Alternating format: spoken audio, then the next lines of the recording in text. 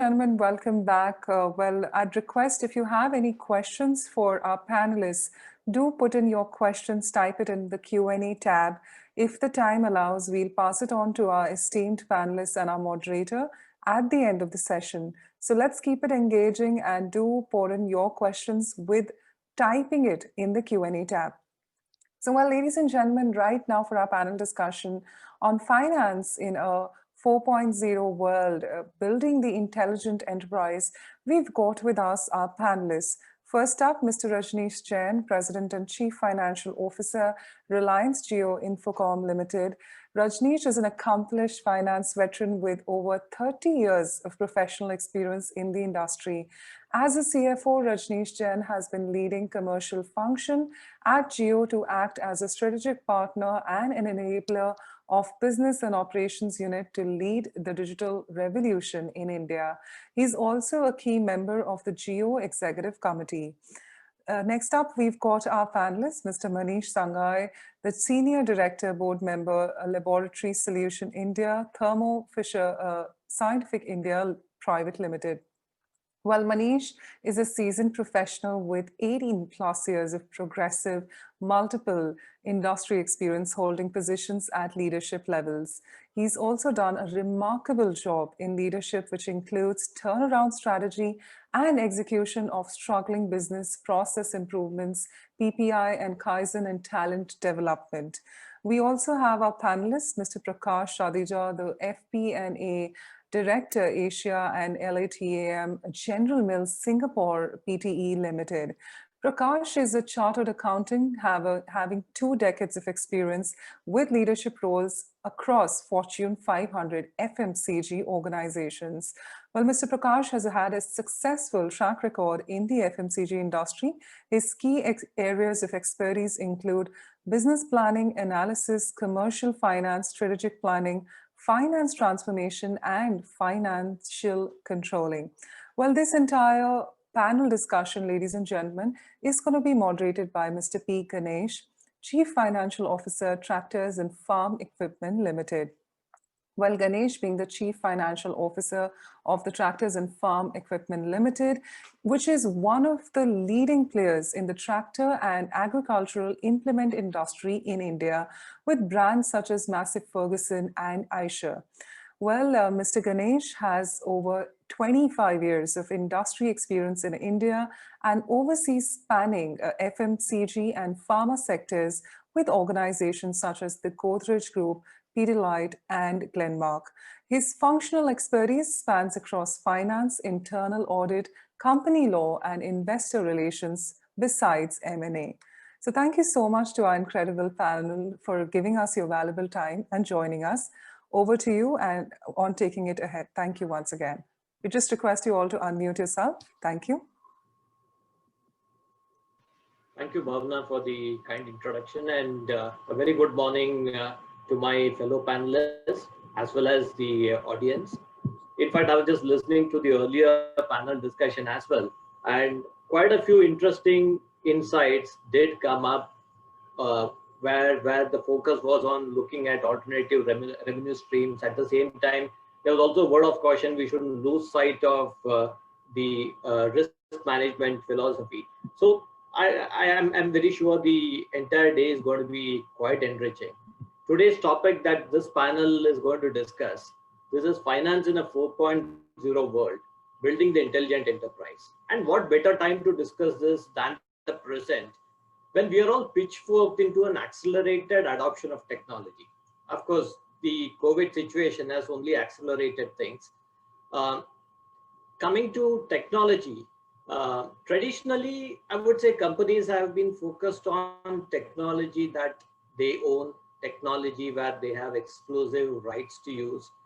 What we are increasingly seeing, however, is that cutting-edge technology today is getting developed as a shared resource. Core technology is available in some cases for a given price. In many other cases, it's available freely to anyone who wants to use it. So what we are today increasingly seeing is, instead of technology by itself, companies are considering their user data, they're considering their workforce, the employees who are part of the organization as the primary drivers. And technology has actually become an enabler in the transformation journey. Technology per se is actually propelling business transformation, I would say, and the transitioning of businesses to intelligent enterprises. So that's a role which technology as an enabler has started playing today. And needless to mention, COVID-19 situation has only accelerated this. So COVID-19 has probably accelerated this journey. It's forced us to adopt technology at a faster clip than what we would have otherwise done. And clearly the change is moving at a far higher trajectory. So with this backdrop, let me actually go to Rajneesh. So Rajneesh, if you look at the buzzwords, digital, remote working, online transformation, all of these buzzwords are getting only louder in the current context. When you look at things from the current perspective, what are your immediate to-dos, and what would you see has got accelerated in the current environment, and what is it that which has probably lost importance for the organization and for the finance function in the current environment? So I thought we'll start with the context setting from the current environment, and then we'll look forward. So Rajneesh, if you can share your perspectives on this. Uh, Thanks, Ganesh, and thanks, my co-panelist. And thanks, of course, Kamikaze and Harish in particular for inviting us today for this lively session. Uh, and actually, in fact, I was I overheard, last 5 or 10 minutes of the last panel discussion. So let me start, Ganesh, by saying that what got us here will not get us there. I think this is the starting point, and this is actually the context setting from my point of view. I would also go ahead by saying that if we don't change, we will be Kodak. So, what does change really means in the current context? I think from that extent, I'm fortunate enough to be working as part of the industry who is actually doing its bit, acting as a catalyst, and to some extent spearheading Transformation 4.0. And typically, when we talk of Transformation 4.0, what does Transformation 4.0 bring in? From the Transformation 3.0, I will not speak of the Transformation 1.0 and 2.0, but typically 3.0 actually brought the information technology to us. It brought to us a lot of information that was available to us on a platter, but operationalizing the information is probably the key to Transformation 4.0. And that is why what is going to be the typical pillars? The typical pillars would be number one is connectivity. Connectivity uh, digitally, connectivity through people, connectivity through minds, and connectivity through the ask of getting a job done better. So that's the first part, which is connectivity. Digital connectivity, you guys have all seen, and the fact that we are having so many webinars, and we are all able to come together, whether it is 500,000 plus, or even 8 to 10,000. When you see some webinar from Sadhguru, there are 8,000 to 10,000 participants, and all of that is happening very, very seamlessly. So that's a digital connectivity all about. The second important thing would be the intelligence part. The intelligence, when I mean intelligence would mean that how can we do a particular job better? Most of the startup that you see, they actually had an idea. They were able to transform that idea into application, and the application are used by thousands and millions of people, and so they earn money. Whether you see Baiju's example, whether you see Swiggy's example, all that would show that it is basically the idea, the art of doing something simpler for the people, or making the job simpler for the people. And to do all of that, what do you actually require? You require a lot of data. you require data churning, you require analytics, you require robotics, and you require artificial intelligence and machine learning. So here comes the finance function. Why is probably the finance function most suited at this transformation 4.0? All through these days, at least I can share with you my example of the last 30 years. I have been in data always, and most of us have been dealing with numbers always. So while we have been dealing with numbers, what we have really seen is that we have the art of putting the number into a relevant source of information, which actually helps decision making. So when it comes to something like artificial intelligence or machine learning, who are best suited to spearhead this program, it is typically the finance folk themselves. Now, how that can be done? Typically, we have to change our role from core accountants to business enablers. And how do we become business enablers? I can actually share with you, Ganesh, if time permits. I will just take 2 minutes more to share with you. When Jio was born, uh, I was asked by our chairman, Mukesh Bhai, to set up finance function. And one of the criteria that he laid before me is you cannot copy paste the function that is finance function that is already set up by Reliance, because Reliance is a manufacturing organization. It is O2C organization, but then Geo would be near to the consumer, near to the market. And therefore this finance organization has to be something different. So what did I do? Typically, I was asked to set up, 1,000 plus offices across the country, and in every 1,000 offices there has to be one person. So basically the thought process was, when we take that particular function, do we have finance function also, do we have supply chain also, do we have HR also, do we have corporate services also? And then we actually came up with the idea, in those 1,000 offices where there would be just one person nearer to the market, why don't we combine all the functions together? And that is how a new CFO in that particular place was born. Now imagine if I have to take 1,000 people, I cannot take, chartered accountant, cost accountants for that purpose. And more so, if the chartered accountant has to talk to the market, probably, he think twice because he has been used to always, white collar job. So I had to take people who knew the industry, who knew the market, who knew the language, who knew the topography, and also understood finance, also understood some part of HR, also understood administration, but more of it, they were the enabler to business. And that is how that particular role was born. And I think, Ganesh, that is where we have to go as far as finance function is concerned in transformation 4.0. I would call it not 4.0, it would be 4 dot to the power n, because 4 is going to continue to the power n. Over to you, Ganesh. Thanks a lot.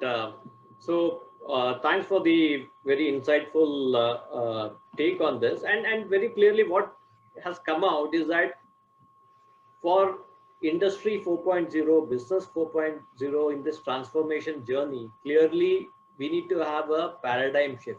What was applicable yesterday doesn't hold good today. It's certainly not going to be seen tomorrow.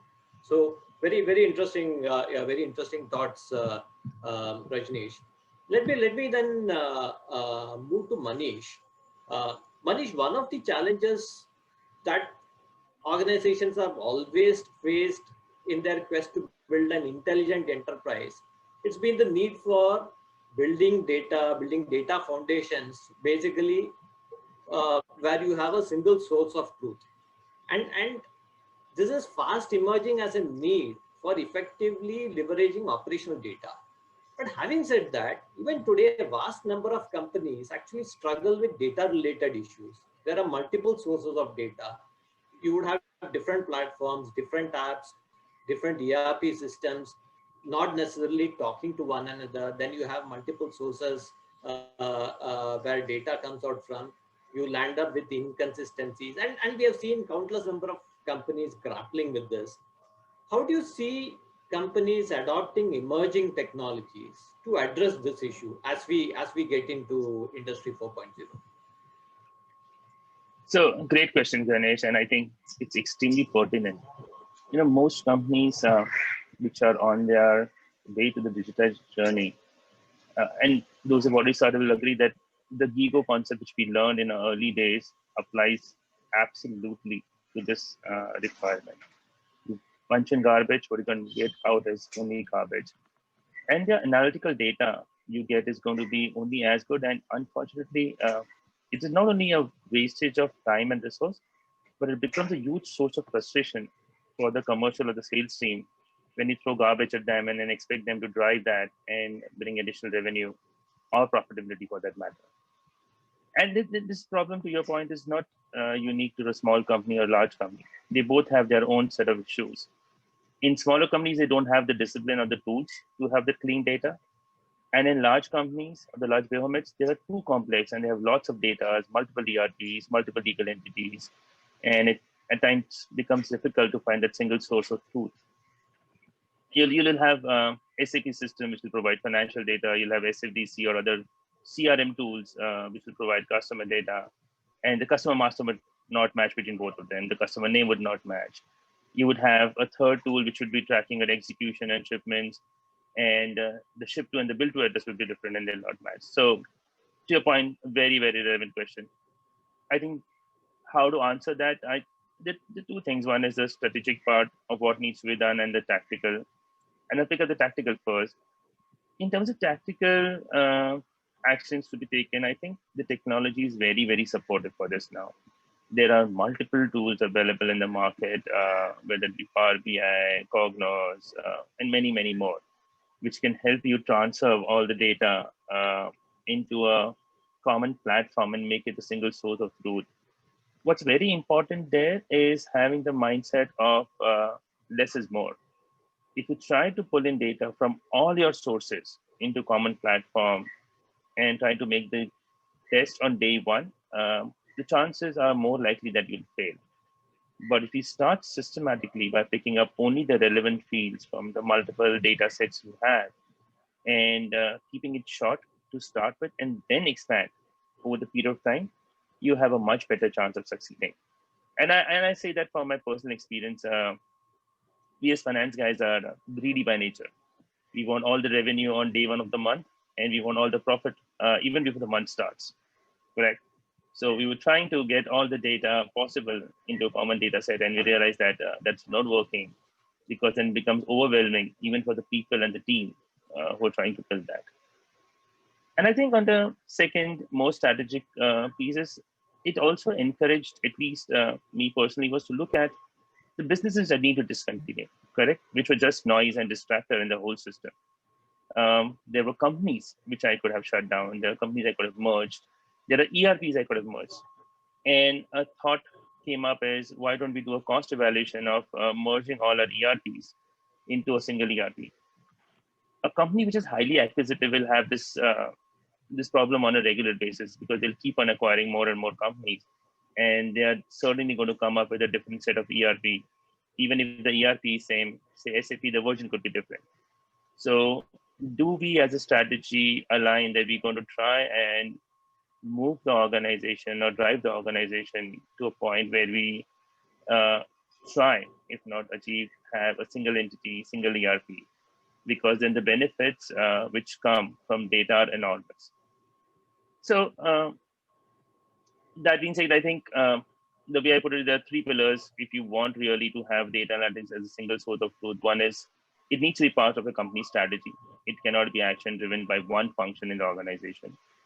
You need to have right people to develop those analytics, and they cannot be only a group of chartered accountants.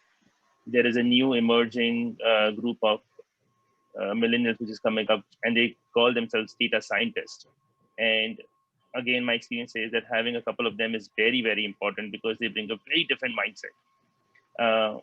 And the third is the need and the culture to say that this is urgent and important to change the way of working. We are not going to run a business any longer on gut, but we're going to work only based on data.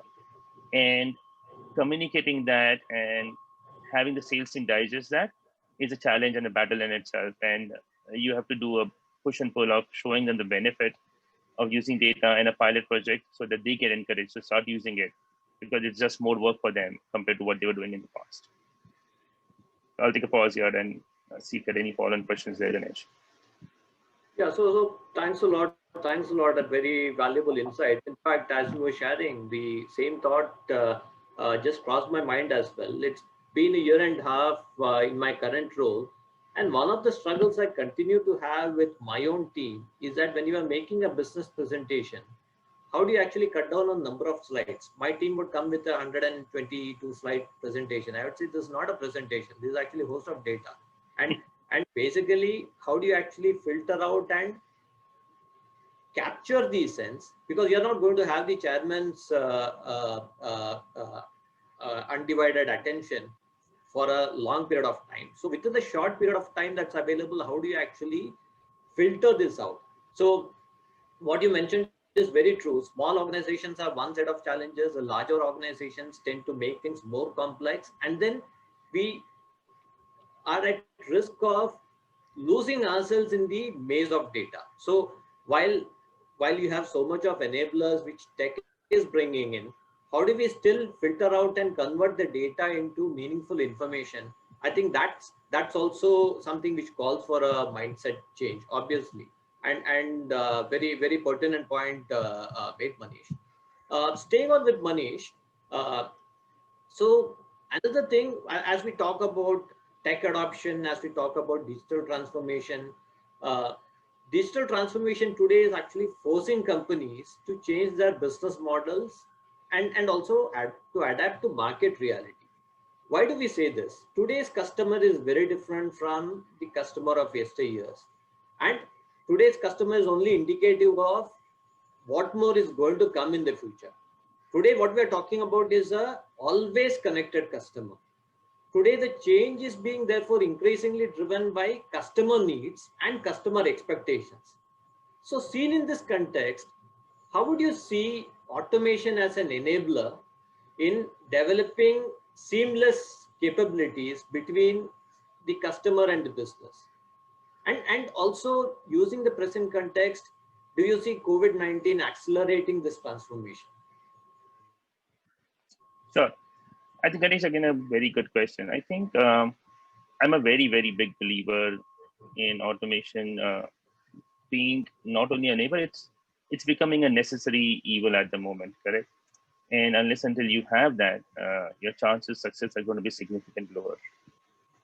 So, are you able to hear me? Yeah, we can. Okay, great. So, I think it's get tremendous untapped potential, and it can help us being seamless connection between the customers and the business. If I look at, and I look at it from both sides, the business side and the customer side. From business side, it can open unforeseen avenues of revenue, correct? So, for example, our reach to tier 2, tier 3 cities are always limited. We can only deploy so many bodies on the road. So if you have a digitalization tool, whether it be a WhatsApp, whether it be website, whether it be video selling, as Nitin was mentioning, so it can help you reach a lot more customers. And we do have in India a sizable market which still resides in the tier 2, tier 3 cities. And it's not just the premium customers. In terms of the premium customers also, if you have the right set of data analytics, so we coined a term called statistical sales due. And we joke about it in Hindi, ki hakka sales. If you have been selling something to your customer for 3 years in a row, there's no reason why he would not buy it for the 4th year in a row. And if you're a company which is having SKUs which range in 6 digits, it's practically impossible for any salesperson to be able to keep a track of all these SKUs which were sold to a customer in his head. And when we presented them with this tool, which we called as SSD, statistical sales due, they were like amazed. They said we were leaving so much money on the table because we just couldn't remember all the SKUs the customer bought from us. And these are highly competitive, so he goes and buys whoever first comes to his mind. But when we go in an organized manner to the customer at the beginning of the month, these are the SKUs out of 1 lakh. You buy these 10,000 SKUs you buy every month. and the other 90,000 you buy sporadically. So why don't you place an order for these 10,000 SKUs and day one and we'll give a discount. So the customer ends up saving money. We get our share of revenue. Plus, it brought a lot of back-end efficiency. Rather than processing 100 orders, which would come on all 30 days of the month, now we would get that order on day one. And the customer is also happy because his stores people do not have to do so many more GRNs and deal with so many more inventory issues. I think on the other extreme from customer side, there are a lot of customers also who are trying to go digital, and the need for EDI and a direct interface is increasing. It helps both ways. A, it is better control in terms of systems being used to approve things, review things. B, it again becomes efficient. The order processing time at both ends reduces significantly when you have a direct EDI interchange. The speed at which the data is available. If a person wants to place an order for something and if he has access through EDI to the vendor system, he knows exactly how much quantity of stock is available at which warehouse and where does he want to pick it up from. Right? How much quantity and where, which is very, very important. He doesn't have to call anybody. He doesn't have to ask anybody. So it makes a process and the system so much more efficient at his end. So much more less frustrating, correct? You don't have to call 4 people now. You can just go online, check, like Amazon, and click it in. So long story short, I think people are evaluating whether they really want to deal with people or with RP and bots. And it would come as a surprise to some people that people are more and more becoming comfortable dealing with RPs and bots than with people. It's easier to communicate. You can communicate in writing. You get responses very quickly. 24/7 availability is a larger advantage with RP bots. You don't have to worry about disturbing a person at an odd hour. So ERP speaking directly, RPS bots coming in are all becoming an order of the day. And Ganesh, to your question whether COVID has acted as an accelerator, I think companies which were already on the journey may not have had such a huge acceleration from COVID, but the companies which had not started, it certainly became a trigger point for them to embark on this journey. It became a necessity for them now. And I think I see a lot more companies embarking on the digitalization journey now than what I saw in the past.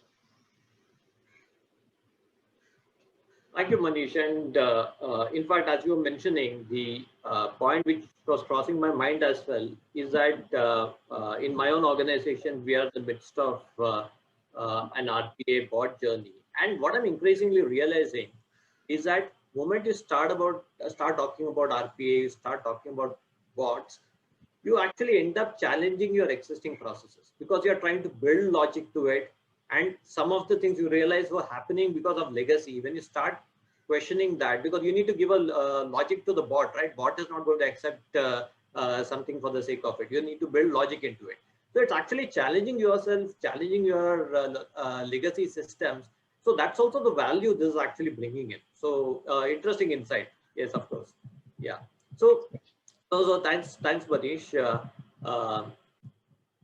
Moving on, let me come back to Rajneesh on this.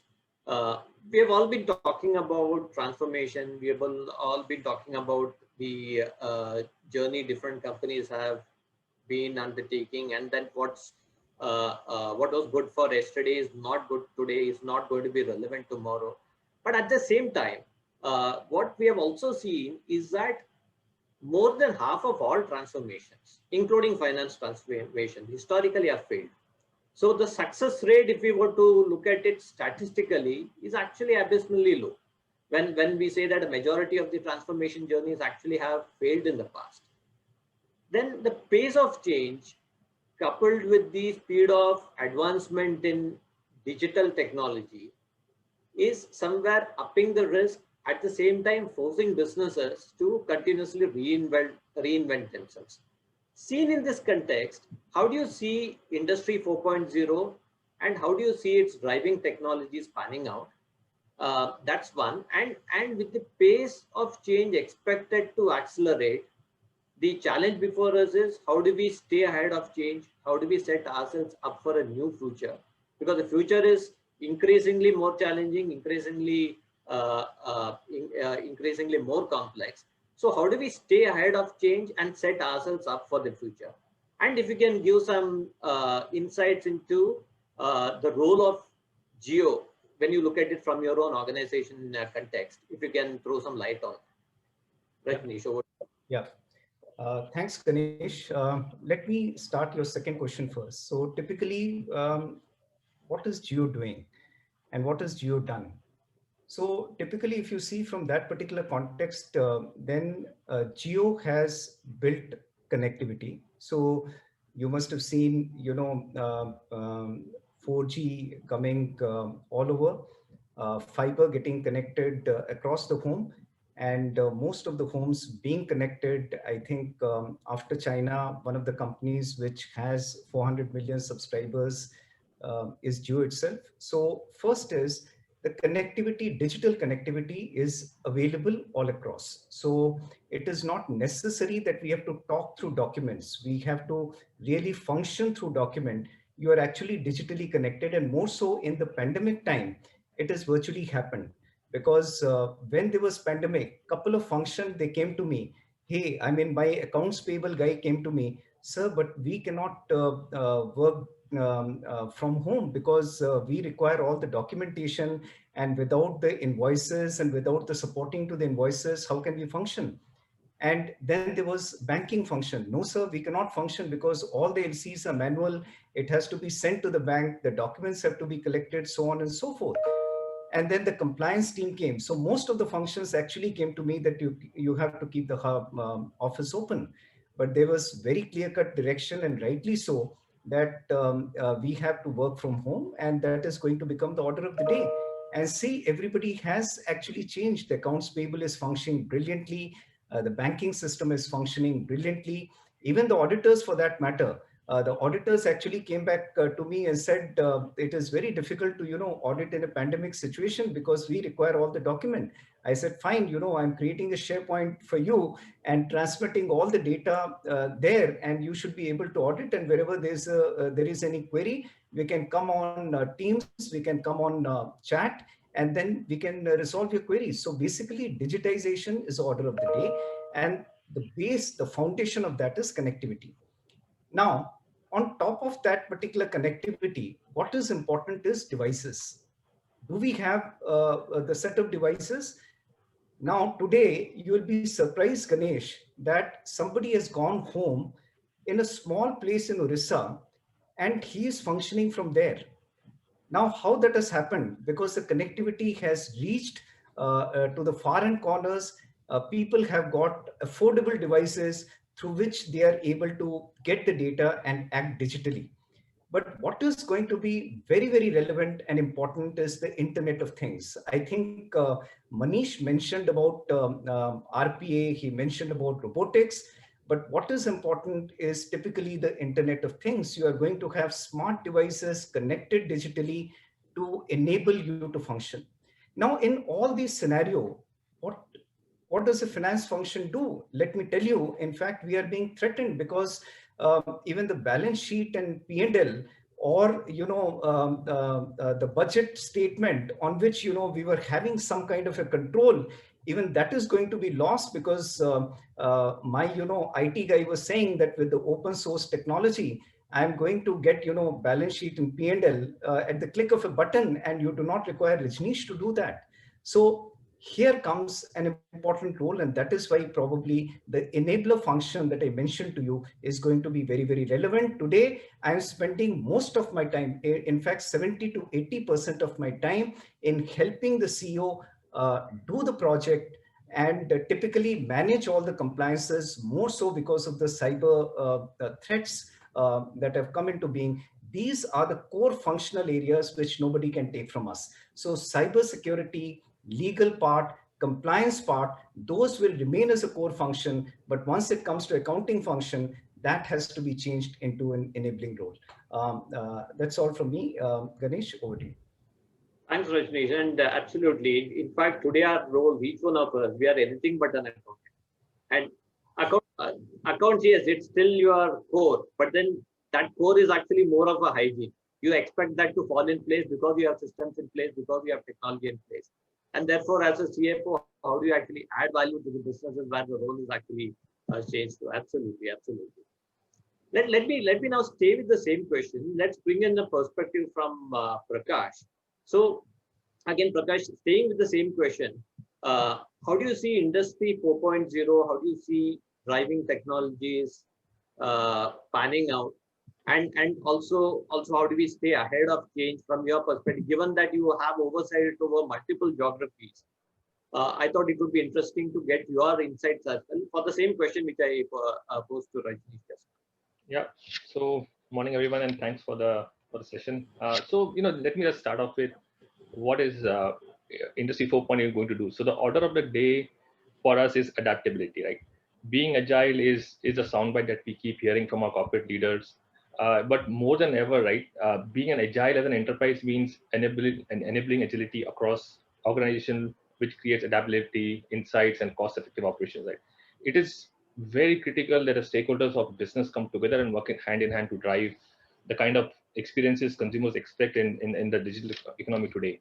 And part of being more agile is finding ways to unlock value with data, build an intelligent finance organization, and act as a facilitator of change rather than bottleneck. So, you know, we play a very critical role across all lines of our P&L, and by its nature, our functions nature, we touch across each line, whether it is supply chain, whether it is admin costs, or it's in trade spends. So let me take a few examples of what are we experiencing as a consumer. I'll take a bit of example of an external environment of what's happening in terms of how functions are cooperating to come together and drive Industry 4.0, and I'll talk a few examples of general specifically on what we are trying to do. Right. So a quick one on today.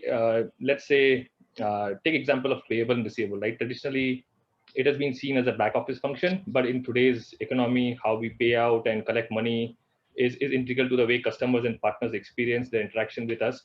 So, for example, the ride share that we do, Ola, Uber, and how you connect and pay through a digital wallet is and without exchanging money is one example. SAP global customer operations, and this is an excellent example, how they've been able to develop a deal health index tool, which helps the sales force to negotiate a particular deal with the customers on the real-time basis, so they know what the margins they are going to make, and they get support on the chatbot as well in terms of if there are any questions on the finance. So typically, if you're doing a deal, you do you go through a mixture of some expertise, some information stored in the price list, you connect back with the finance team. All of that is now a thing of a past, and it is in this today's environment we move at a very fast pace. So that's what SAP has moved in.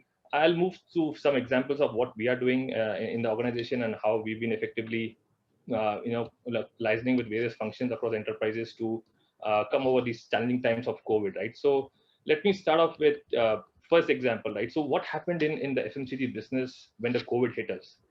We saw significant increase in demand for food. We saw significant increase in demand for daily staples.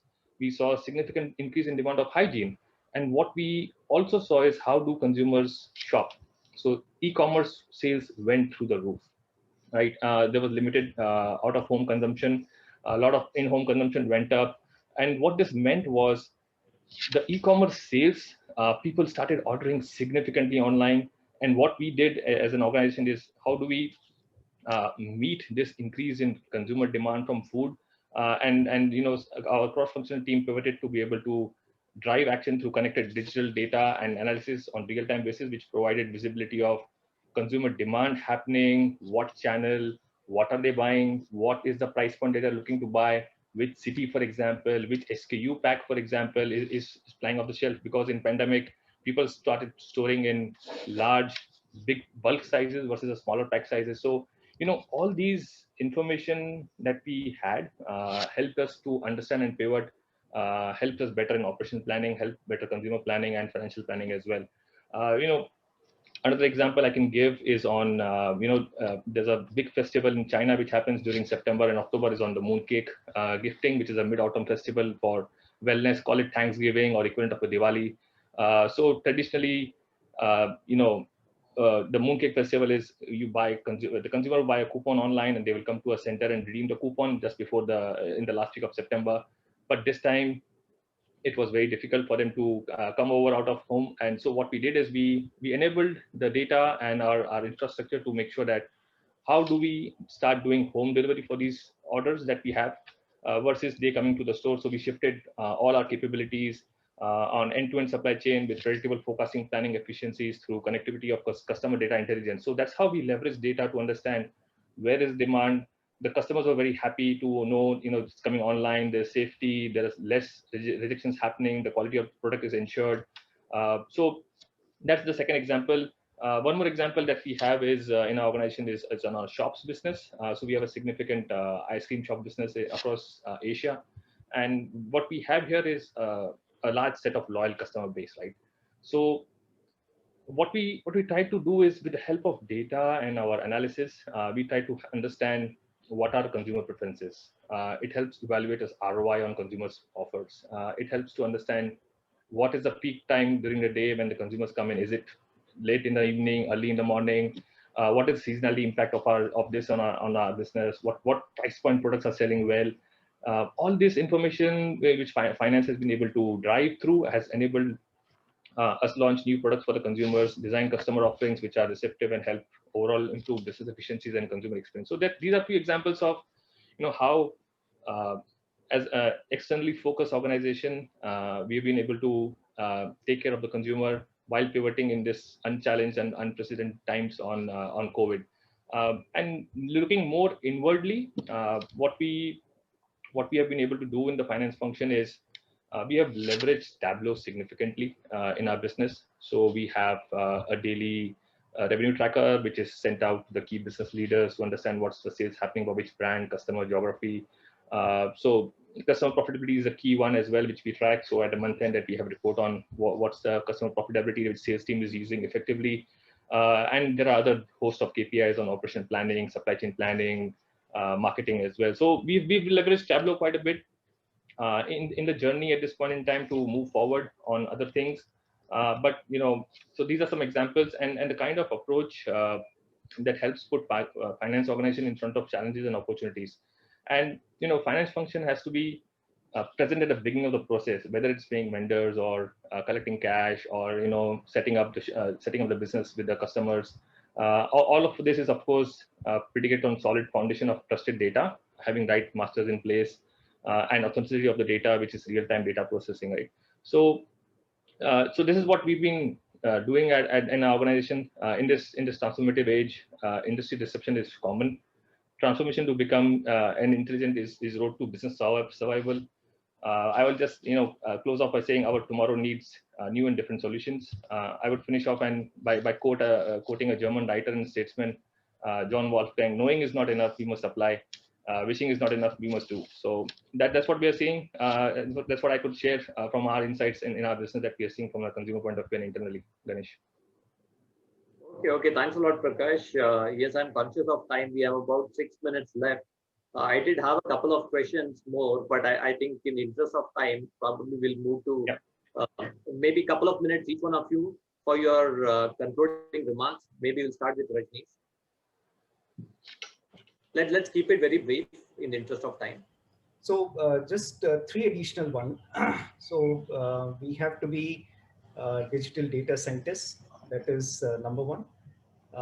Number two, compliances have to be embraced, and probably integration of all the data systems is going to help us on that. And third, which I always have been saying, we have to become business enabler. Otherwise, we really do not have a chance.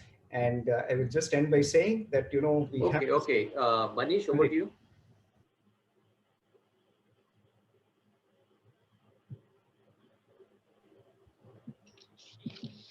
Hello.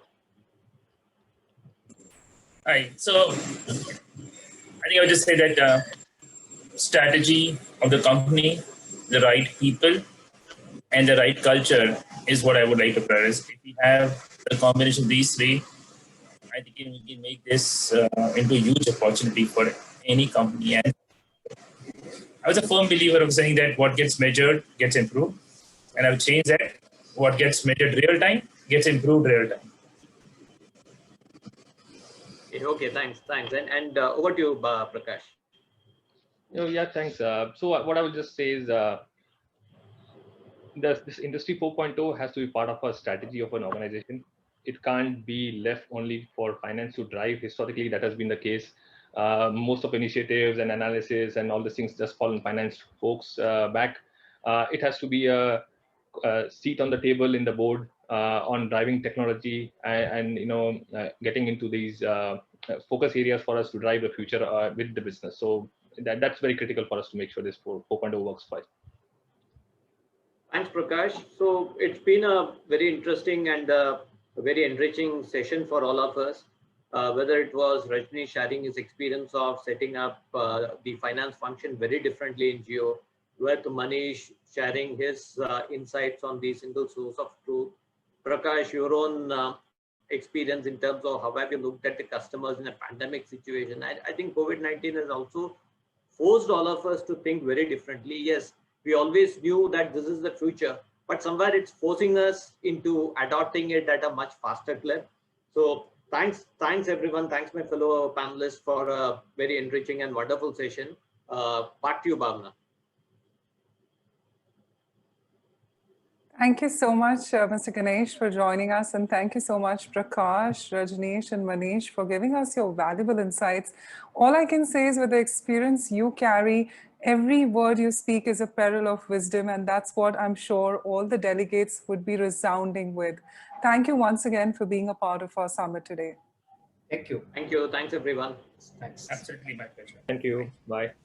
Thank you.